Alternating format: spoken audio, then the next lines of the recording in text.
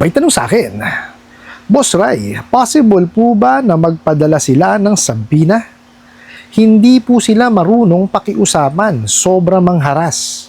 Haras na po ako, sobra at pahiya na. Salamat po. Alright, napakagandang mensahe po nito. Pero bago ho natin sasagutin, imbitahan ko muna sana kayo na pakisuportahan po sana ang aking mga social media accounts sa YouTube, Facebook, and TikTok. Sa video natin ngayon, alamin po natin kung meron po bang kakayanan magpadala ng sampina ito pong mga bugok at abusadong online lending apps. No? Tsaka, sama na rin ho natin bakit sila mahirap pakiusapan. No? Pero bago ho yan, disclaimer po muna. Hindi po ako abogado, ako po'y maniningil.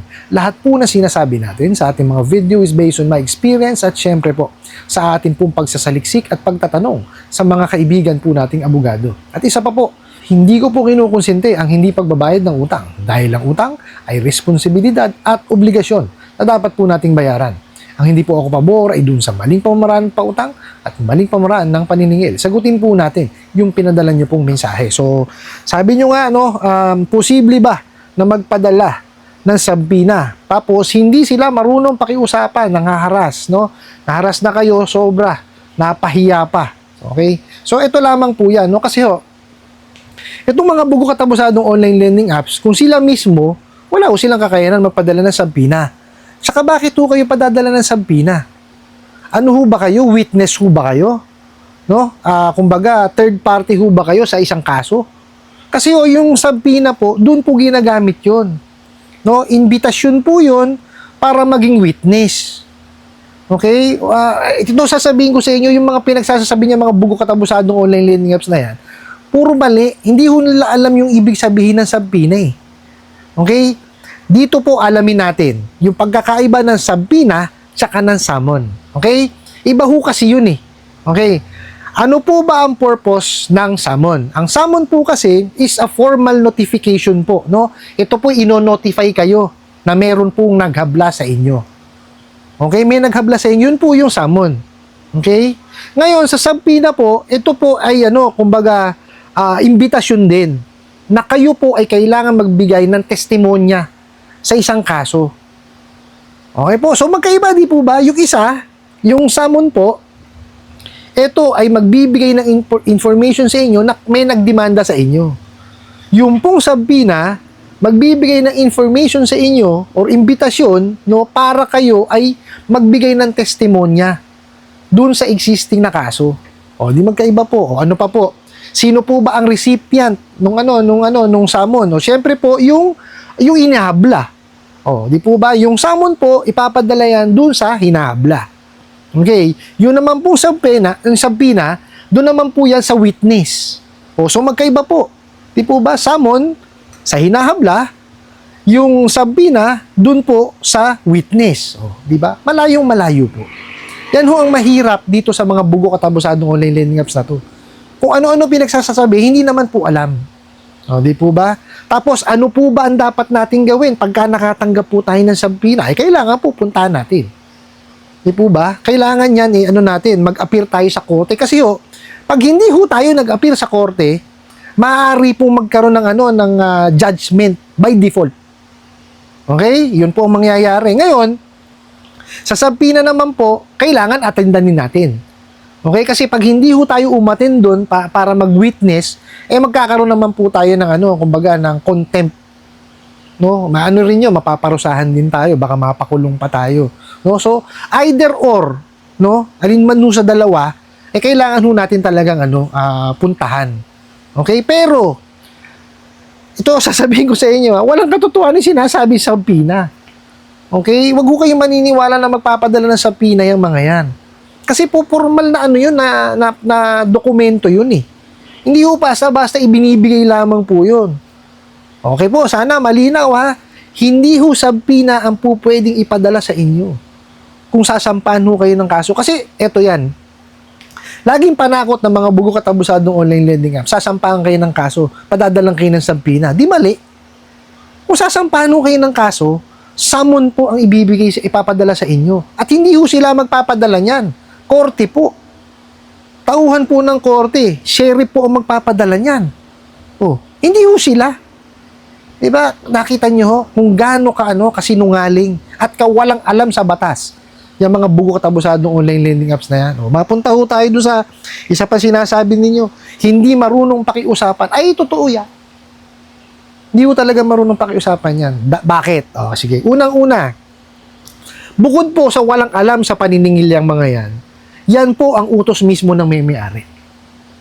Okay? Rindihin kayo, iharas kayo, no? Walang yaing kayo. Yan ho, sila mismo, yung mga may-ari mismo at amo nila ang nagsasabi niyan. Lalong-lalo na kung yan po ay fly-by-night or illegal. Totoo po yan. Kasi ho, akala nila, pagka sila ay fly-by-night o illegal, hindi sila sakop ng batas, mali. Diba? Mas lalo nga silang sakop ng batas kasi illegal sila eh. Pagka ho yan nahuli, okay, i-issuean ho yan ng cease and desist. Oh, sasampahan ng kaso yan. Katakot-takot, ang mahirap lang ho dyan, mahaba. No? Hindi kasi, syempre, meron ho yan, may due process yan. Hindi naman ho po pwedeng nahuli mo ng ganyan, kukulong mo, hindi ho. Diba? May proseso po yan. No? Kaya ho tayo, wag ho tayo mainit. For example po, nag-file tayo ng complaint. Diba? Hindi ho kara-karaka yan. No? Kasi, baka mamaya, iniisip nyo, pag nag-file ho tayo ng complaint, bukas ang action yan, hindi po. Iimbestigahan pa ho muna yan. Hindi po ba? Parang ano lang yan eh, parang mga bugo katabusadong online lending apps lang ho eh. Hindi kayo nagbayad ngayon, no? Bukas, may kaso na raw kayo. Di ba si Raulo? Pwede ba yun? Hindi pwede yun. May proseso ho tayo eh. Okay? Pag kayo, for example, due date nyo ngayon, di ba? Hindi ho po pwede bukas mag-file kagad sila ng kasong small claim. Hindi po. May proseso yun. Dapat ho, ma-exhaust muna nila lahat yung kanilang effort sa paniningil. Yung tamang paniningil po ha. Hindi ho dapat sila nanghaharas, nagpapanggap, naninigaw, nagmumura. No, hindi ho. Kailangan sa tamang pamamaraan po. No, at dapat yung conversation po ninyo is recorded at dapat sabihin sa inyo na recorded yung usapan. Di po ba? Hindi ho po pwede yan na mag-uusap kayo tapos sasabihin sa dulo, ay nirecord po, hindi po. Dapat yan sabihin nila sa simula pa lang ng conversation po ninyo na yung inyong usapan ay recorded. Okay? Para sa inyong dalawa naman ho yun eh. Wala naman ng problema. Ngayon, dapat yung singilan maayos. Kumbaga, may tatanungin pa kayo, kahit paano mga mustaman lang, di ba? O ano ba nangyari? Para kahit paano, makapag-isip o makapag-adjust, no? Yung nasa kabilang linya na maniningil na, ito pala nangyari. So, ito yung offer. Kasi dapat yan, may policies and procedures. No, hindi po pwedeng walang policies and procedures ang isang lending company or in our case bugo katabusadong online lending apps. Di po ba? Dapat kasi yan may procedure. Dapat may sinusundan. Di ba? O, pagka tumawag, mga musta muna. O, di ba? O, paano po ba gagawin natin dito? O, ito may i-offer ko sa inyo. Maraming po pwedeng i-offer eh. Di ba? Napakasarap po ang magtrabaho sa lending. Lalo ko sa koleksyon. Kasi araw-araw iba ho ang kausap ninyong tao at araw-araw iba-ibang strategy po at techniques ang po pwede nyong gawin. Ano po? Itong mga buko katabusadong online lending apps, isa lang ang technique. Abusuhin lang kayo. Diba? Rindihin lang kayo. Bigyan lamang kayo ng anxiety at depression. Yan lang ho ang gusto niya mga yan. Kasi ang gusto ho nila, no? Pumasok sila sa ating isipan. Kaya nga nakita nyo, sinasabi nyo, hindi marunong pakiusapan. Totoo po. Hindi talaga marunong pakiusapan yan. Kasi nga, utos nga sa kanila yun. At saka bukod doon, hindi ko talaga marunong maningil yung mga yan. Kaya po, ang payo ko sa inyo, no, total, pass dyan na kayo, mag-focus kayo doon sa inyong hanap buhay. Tuloy lang ang buhay. Tuloy ho ang buhay natin. Hindi po pwedeng, huminto yan dahil meron tayong nahiram. Magpapa-apekto tayo doon sa kanilang mga harassment. Hindi ho. No? Hindi naman natin intention na hindi magbayad eh. 'Di ba? Gusto ho natin magbayad. Kaya lang po napapunta tayo sa mga bugo katabusadong online lending apps na marami hong batas ang hindi sinunod. Yun lang hindi i-explain sa inyo yung utang nyo eh, napakalaking bagay yun na. Oh, bakit ko sinabing napakalaking bagay? Kasi ho, pag kayo'y nangutang, dapat alam nyo yung obligasyon ninyo. At batas yun. The Truth in Lending Act, dapat fully disclose po, no, yung inyong obligasyon or yung utang. Oh, ba't nila sinasabi? Kasi po pag sinabi nila yun, ay wala akong manghiram sa kanila. Di po ba? May bagong ang kalokohan ng mga bugok eh. Oh, di ba? Nakalagay po kung magkano yung na-approve. Nakalagay kung ilang months babayaran. Pag kinlik, aba, ayun na. Bigla magpapadala sa e-wallet, 500 pesos. O ba't 500? Kasi 1,000 lang yung na-approve. Tapos 7 days lang. Nakita nyo? Mga manluloko, di ba? Dinisclose nga. O, hindi naman tinupad yung disclosure. Nakita nyo? Kaya wag ho kayong manghihiram dyan sa mga yan. Ulitin ko po, pag-ipunan nyo, pagtuunan nyo ng pansin yung inyong hanap buhay para ho kayo makapag-ipon. Tapos bayaran nyo po, no? Kung magkano yung dinisburse nyo, pag yan po ay illegal. Okay? Pag kaya fly-by-night illegal, wala sa online lending platform, kung magkano po yung dinisburse, yun na lamang po ang bayaran po ninyo.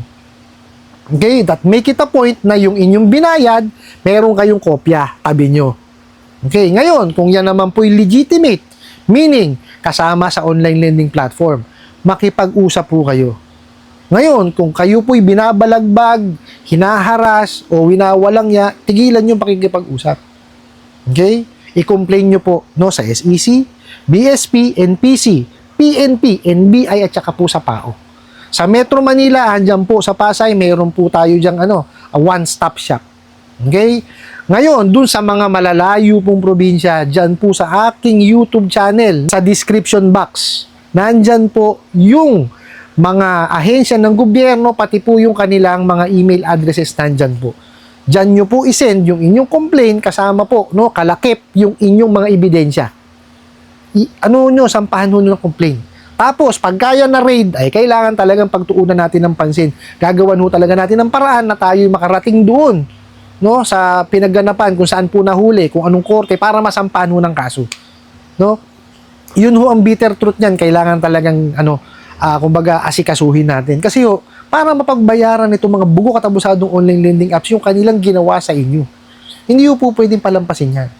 No? Tsaka hindi ho mapupuksa, no, kung hindi ho natin na-actionan. Nga po pala, maraming nagsasabi, no, ipasara yan, ipaganito. Hindi ho magsasara yan kung hindi ho tayo tutulong. Tayo ho mismo tumulong. Wag ho natin silang tangkilikin. Kasi pag tinangkilik natin yung mga yan, may demand eh. Diba? Kaya nga ho marami ang naglalabasang illegal kasi may demand. Di po ba? O wag ho natin utangan. Magsasara yung mga yan. Totoo po yan. I hope nasagot ko po itong katanungan na to at sana po'y makatulong. Maraming salamat po sa inyong walang sawang pagsuporta at panonood sa aking mga video. Maraming salamat po sa inyong pag-like, pag-share, pag-comment at pagtatanong. And kunin ko na rin po itong opportunity na to na imbitahan po sana kayo na pakisuportahan po sana ang aking mga social media accounts sa YouTube, Facebook, and TikTok. Hanggang sa muli po. Yun lang.